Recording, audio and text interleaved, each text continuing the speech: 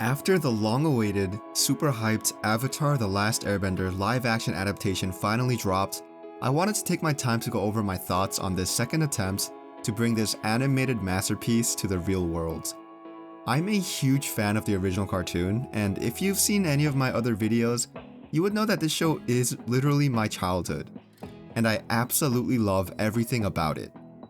Well, almost everything about it. Okay, I've seen enough.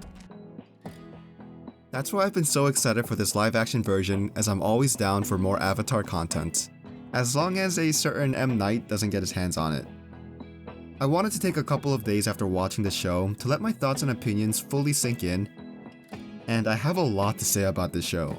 A lot of it good, but unfortunately a lot of it also pretty bad. But before we get started, I just wanted to mention that throughout the flaws with Netflix's version, I still very much enjoyed what I saw. I went into the show expecting it to be pretty different from the animation, and I knew that it wouldn't ever live up to the masterpiece that was the brainchild of Michael Dante DiMartino and Brian Konietzko, aka Bryke, those absolute legends. I did, however, expect it to be amazing as titled from my other video, and while I don't think it lived up to my expectations, it still was a fun ride. I had to remind myself before watching that this was an adaptation and not a remake. They weren't trying to capture the same story beat for beat, but instead give their own take by expanding on certain areas while, unfortunately, neglecting others. This allowed me to detach myself from the original show and just enjoy it for what it was. For this video, I'm going to be giving my thoughts on what I liked and didn't like about the changes that the Netflix version made. So before we get started, please like, subscribe, and let's get into it. This season's story at the very high level is very similar to that of the cartoon. We get Aang being freed from the ice by Katara and Sokka. We see them getting chased by Zuko and Iroh throughout the world, and we see them going from location to location as they gain allies, face enemies, till they ultimately reach their destination of the Northern Water Tribe. The show does take liberties and makes a lot of changes to fit their new narrative, from showing us the prologue to combining multiple episodes to one, to even just glossing over other episodes through one-off lines. It was that canyon guy. He said Avatar fought off some canyon crawlers with the help of a couple of water nymphs. Okay, now, I am glad that we got to skip over the Great Divide episode since that's my least favorite episode from the show, but it would have been nice if Netflix did a much better job showing how much time has passed in between each episode. Judging from the gossip of the townsfolk, it's clear that there has been a time skip and that a lot has happened off-screen, like the Fortune Teller episode and the aforementioned Great Divide episode. I just wish maybe they just showed it as montages or something else, because it's not that clear from the get-go. So far the show has a lot of good things going for it, and I had a blast watching it. But that doesn't mean it's perfect. There are a lot of things holding it back from being a truly amazing adaptation, and probably the main culprit has to be the writing and the exposition dumps.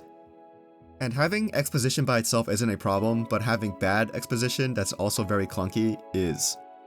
Let's take Gran Gran as an example. Water, earth, fire, air. You've been trapped in that ice 100 years ago. It feels like her character was only present to spout exposition by talking at Aang about things a viewer already heard 3 times before. But at least it's way better than what we got with the movie. How'd you get all the way out here? I ran away from home. We got in a storm. We were forced under the water of the ocean. It wasn't very smart. I was just upset. Oh man, I forgot how bad that sounded. Yeah, Netflix's version is a masterpiece compared to that movie. The other huge issue is in regards to the pacing. It moves a bit too quickly at times and then drags at others, but I'm not a critic, honestly. I'm not here to talk about the intricacies of each little detail. I'm just here to talk about the adaptation as a huge fan of the original show. And this show does have a lot of positives that are hidden behind these writing and pacing issues. The scale of the locations and some of the battles are phenomenal. The extra additions bring added depth to these iconic characters, and honestly, it's just surreal being able to watch a new Avatar series. And speaking of the Avatar, I thought Gordon Cormier did a good job portraying our bald hero. He displayed a good amount of emotion and energy that I felt was just missing from the previous movie adaptation. However, there were a few key changes that the writers made with Aang that I just don't like. The first one is from one line in the beginning of the show. After finding out that Aang is the Avatar, he has a brief conversation, aka exposition dump, to Appa, and ends the conversation by saying he needs to clear his head by going on a flight. Whereas in the cartoon, Aang runs away deliberately because he doesn't want to deal with the responsibilities of being the Avatar. It's a pretty minor line, but it, in my opinion, does a lot better job of showing Aang's fear of being the Avatar, especially compared to how the show has Aang constantly tell the viewers that he doesn't want the responsibility. And as much as I dislike Bumi's characterization, which I'll go into a bit later, I do like the line he gives here. You may be 100 years old, but you haven't lived for 100 years, especially not these 100 years. I just hate that it's Bumi that gives this line since it's so out of character, but I love this because it adds to Aang's guilt about leaving the world to suffer and gives context to the bitterness those who had to live through the war feel towards Aang. It's a more realistic approach, but honestly, yeah, it does lose out on some of the charm if I'm being completely honest. The other change that I'm completely baffled about is seeing the lack of waterbending that Aang seems to do. Or, I guess, not do. And that's a weird choice for a season literally about water. I feel like they missed out on a lot of development, but it is clear that they wanted to focus on Aang accepting the responsibility of being the Avatar in this season, which is what we see when we see him fully divulge himself into the water to let the Moon Spirit take control. Aang is of course accompanied by Katara and Sokka. It seems like they're removing Aang's crush on Katara, maybe they'll add it in future seasons, but due to the age of the actors, I'm really not complaining. Katara in the cartoon is this strong-headed and stubborn character who acts as the mom of the group. Katara in the adaptation is not as strong-headed, but just as stubborn. A change that they made in this adaptation that I absolutely love is Katara's backstory. In the cartoon, Katara wasn't directly present when she lost her mom. She left the tent to find her dad when the Fire Nation took her mother. However, in the live action, Katara is not only directly inside the tent, but she's also directly responsible for her mother's death. Her attempting to bend water to save her mom leads to the exact opposite result, and from there it's clear that she has trouble focusing on bending to her potential, since she views it as the very act that got her mother killed. However, I felt like Katara as a character overall in this live action was a bit underwhelming and didn't have the same presence from the original. She does have her moments like when she talks to Sokka, but overall I'm hoping she'll grow more into her role in future seasons. And speaking of Sokka, it's safe to say that Mr. Sarcasm is by far the best of Team Avatar. At least that we've seen so far. It was awesome to see his humor stay true to the character, as that was one aspect that was missing from the movie. He had me laughing on more than one occasion, and seeing him and Suki interacting with each other was so cute and wholesome. His mannerisms, voice, and personality fit what I expected a live-action Sokka to be. It's nice seeing him try so hard to be in charge like his father told him. I felt his pain when he gets into the argument with Katara. Dad put me in charge. You're not Dad! Speaking of Hakoda, I'm not the biggest fan of his portrayal, but the only time we really see him is in Sokka's vision during the Fog of Lost Souls, so let's see how he plays out when we see him in future seasons when he's fully present and not just a vision. And going back to Sokka, I love the moments they gave him showing his courage. Seeing him try to go toe-to-toe with Zuko was admirable, albeit a bit stupid, but even to the point that Aang says, I think you're the bravest person I've ever met. He carries the show on more than one occasion, but he's also not the only character to do so. Hello, Zuko here, but I guess you probably already know me. The banished Prince Zuko absolutely steals the show. Not only do we get more depth with his portrayal, at least compared to what we see from season 1 and especially compared to what we get from the movie, but we also get new additions that add so much to his character. I'm personally a really big fan of what Dallas Liu did with his portrayal.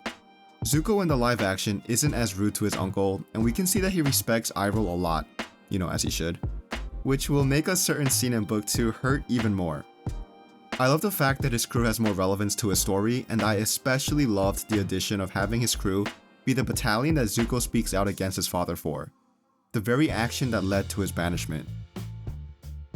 We also see more of Ozai and Zuko's backstory, and Daniel Dae Kim adds much needed depth to our villain without making him seem any less evil than he already is. He's honestly such a great casting, and I'm so excited to see what he does in future seasons. But going back to Zuko, I loved seeing him frantically scribbling down notes onto his conspiracy wall a la Charlie, and I loved seeing him keeping a journal of all the information he's collected researching the Avatar in the past 3 years. It does seem like an odd choice to make Zuko's journal be the MacGuffin that drives Aang's journey forward, but I love that even without knowing it, Zuko is indirectly helping Aang on his mission. Of all the problems that the live-action adaptation has with certain characters, Zuko definitely isn't one of them. And accompanying Zuko is my personal favorite character from the original show, the legendary Dragon of the West, Uncle Iroh. Paul Sun-Hyung Lee did an admirable job in my opinion portraying this tea-loving uncle to the banished Prince Zuko. The live-action version does take a slightly different approach to this character that I honestly had to take some time to get used to. He's not as soft-spoken as he is in both the cartoon and the movie, and while I wanted a more Kim's Convenience type of Iroh, Okay, see you. I ended up falling in love with this version just the same. In this adaptation, Iroh is a person who still hasn't gotten over the death of his son, and you can just see it on his face when the Earthbenders talk to Iroh about not knowing loss. The change of emotion just breaks my heart. I also loved the addition of hearing some of the stories about this legendary general, as we know that he had a complicated past, and you can clearly see that he regrets all he had to do in the name of his nation. All those lives lost. Was it worth it? We were at war. I was a soldier. You were a butcher. I loved seeing the backstory of his son's funeral and how Zuko gave Iroh words of affirmation about Lu Ten. I'm super excited to see where they'll develop him because I think they did a really good job giving Iroh a good foundation for growth in the series. I was a bit disappointed with him initially, but over time he did grow on me. A character who won't be having that much more growth is none other than the sniveling weasel that is Admiral Zhao. I love the choice to make him kind of a loser who wants nothing more than to use his opportunity given to him to further his ranks in the Fire Nation. It was a nice touch showing Zhao and Azula secretly conspiring together to undermine Zuko, and it adds to his meteoric rise to Admiral. I laughed at his line claiming he'll be the next Fire Lord because it shows just how out of depth he really is. Admiral Zhao in the cartoon was just another one-note villain, and he was mainly just there to antagonize both Aang and Zuko through various means necessary. The cartoon did use him to teach Aang a valuable lesson about learning control, which wasn't present in the live action, although Aang did go through a similar lesson in a flashback, but the live action version of Zhao gives a fresh take on this character that I think adds to the story. It may sound like I'm giving a lot of praises to these characters, which I am, but it's not all sunshine and rainbows with this show. There are certain characters where I feel the show either missed the mark completely or just executed it so poorly. The Mad King Bumi is probably the depiction I liked the least out of everyone's portrayal, save for maybe Roku. The worst part is that I kind of like the idea of his character in theory. I love the take on showing how leading a kingdom on the losing side of the war for 100 years can make anyone feel jaded and bitter, especially when thinking the Avatar who was your close friend vanished and left everyone to suffer. And I love the idea that only his friend can bring back the hope that was dead for so long. But it just isn't who Bumi is as a character. And to be fair, Bumi is pretty wacky in the cartoon, so it would be tough to get him to work in the live action, but this just isn't it. I'm not a fan of how Aang is just able to recognize him immediately, and I also hated how angry Bumi got and the minor tantrums he threw, and also just his unnecessary dialogues at times. However, I will say that it does seem like he got put to his senses at the end of his arc, so maybe he'll go back to being that fun character in the future. Only time will tell, I guess. I felt that he was the weakest part of the Omashu episodes, which is a bummer and honestly shouldn't be the case. Luckily, Omashu also had side plots with Jet and the Freedom Fighters, and I thought they were great. I wasn't expecting to see the Freedom Fighters there, so it was a pleasant surprise. Other notable characters in this arc include the likes of the Mechanists, played by our very own Abed, and not to mention a cameo from the Cabbage Merchant himself. And he seemed to be having a really good time reprising his role, so that was fun to see. One minor character that I didn't care too much for was a singer of the one-hit wonder, Secret Tunnel. I was very disappointed with how they were included in this episode, and the random exposition they gave about the tunnels in Omashu, plus the song doesn't slap as hard in this version. Another character that I absolutely didn't like the portrayal of is Avatar Roku. I loved his demeanor in the cartoon, and the Roku we got in the live action was just way too lighthearted and didn't hold the same presence. Not to mention it looks like he just has hair glued to his face. That alongside his role being cut a lot smaller, mainly because Kyoshi kind of took some of his role, his portrayal just wasn't good at all. Kyoshi also felt a little bit off, and her portrayal was angrier than I expected. She did have a pretty cool takeover scene in my opinion. It was pretty epic, very similar to Aang's move in the 3rd season, and it looked spectacular. That's also another aspect where the live action excels. The Avatar state feels super powerful and epic, and they actually convey how dangerous this ultimate power can really be.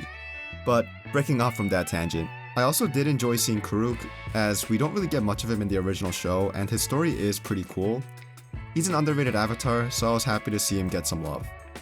Overall, I was very disappointed with the depiction of the past Avatars, and I really wish they went about the characters in a different way.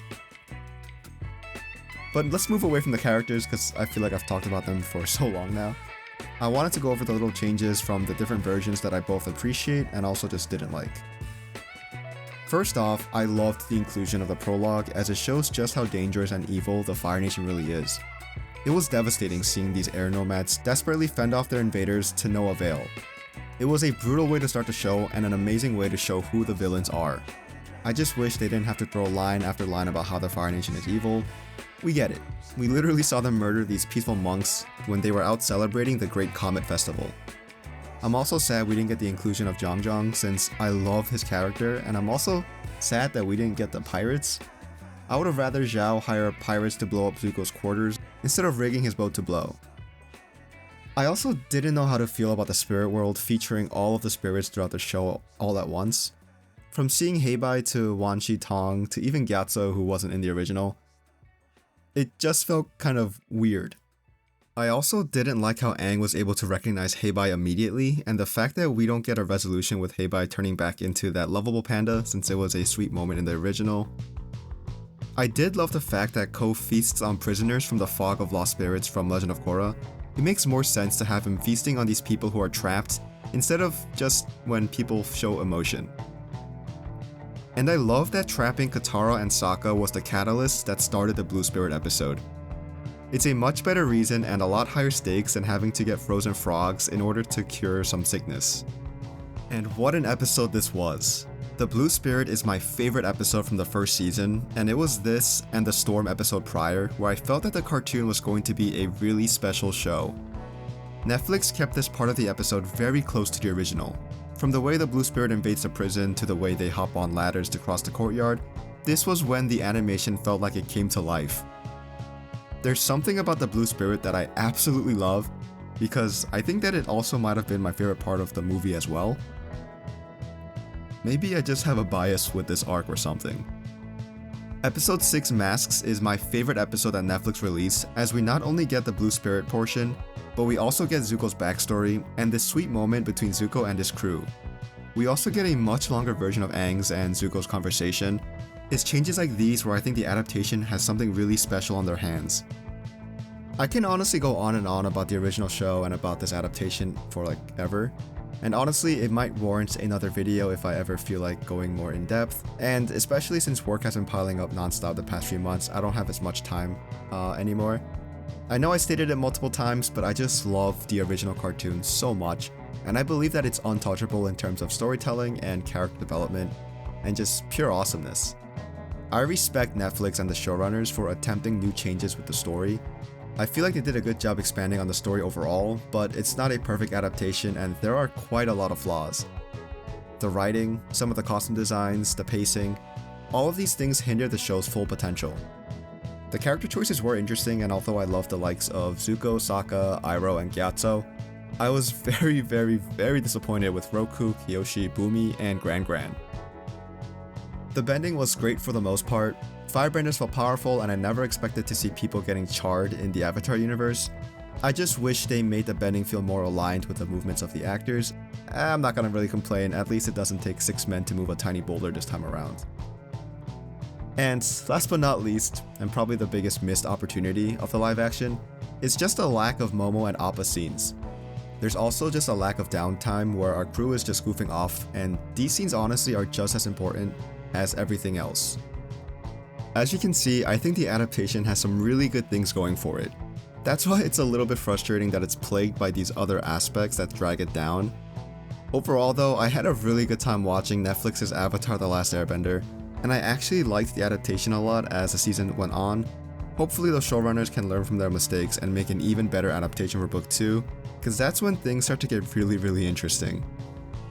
I know that everyone has their opinions on the show, and I know that there is a lot of discourse surrounding it online.